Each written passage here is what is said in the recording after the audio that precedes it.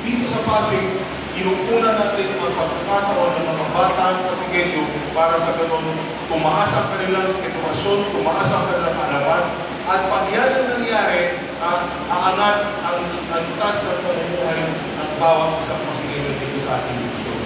Yan ang pangarap natin. So, mga kabataan, madalas na sinasabi kayo ang kinabukasan. Pero patulad na sinabi ko, kung hindi kayo magtatanim ngayon, sayang na ang kinabukasan.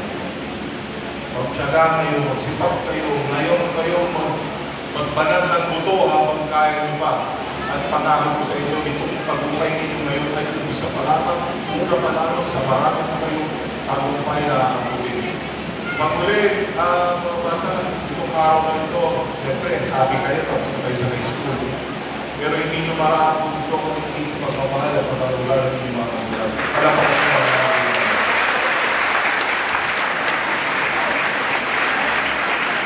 siyempre, kailangan din natin pasalamatan ang nagbigay ng pagtatsaga at nagbigay ng turo, alino, alaman sa inyo at inyong mga teacher at inyong mga guro. Salamat sa ating mga teacher.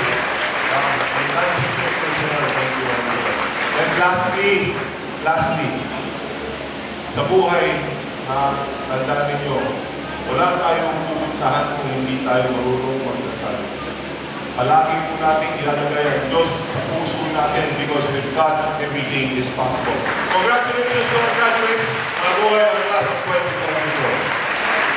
Thank you so much, Honorable Vice Mayor Donald Chawersky, for that inspiring message for our graduates. Let us give him another round of applause.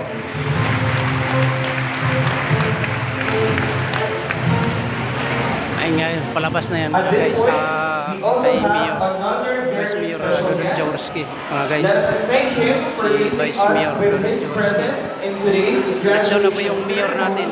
Let us give our Good morning, Mayor. our city mayor. Yung mayor ng Pasig, si Vico Soto. Maria